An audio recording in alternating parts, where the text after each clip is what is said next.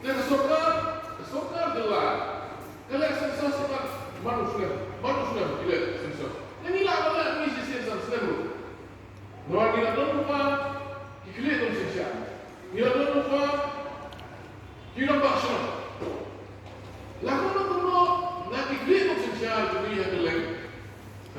Nak kisir lah, nak sedar, nak lendok, nak wadah, nak ni lah bagi lagi. At least si sensor sistem masuk aja pun, belum kasih sistem pun. Mereka masuk si sensor sistem kalau dia. Bagaimana ni kalau kuno sensor jungi, laku tu kuno akan distrik lejam. But ini compare yang sensor kita suka. Mereka jemut juga kalau mut compare. Punya jual jungi bejuki, ni si kuatir. Apa ada section ini? Sebab ni sensor juga kece di sini. Karena gila sensor, setelah gila sibuk kece cuma ni siapa mundur lulus kereta, baca yang bagi insentif lulus kereta.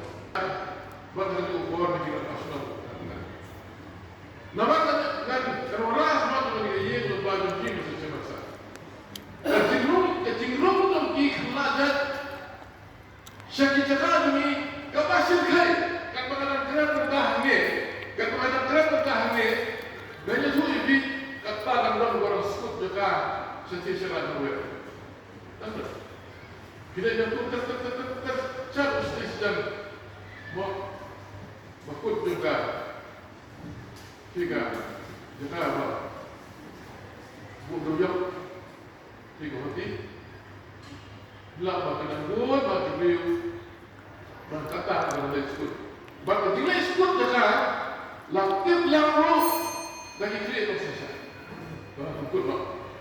Buat, hari impos pun. So, tukut mak. Tukut mak dekat. Paragraf.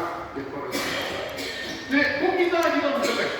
Bahawa kung kita lagi dalam roh isyamati. Kerana semua saya isyamati tentang pada selek.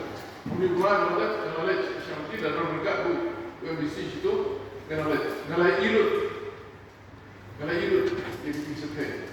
But namar tu kata mau income senghalang. Kan itu nasib yang cikin jumu kata.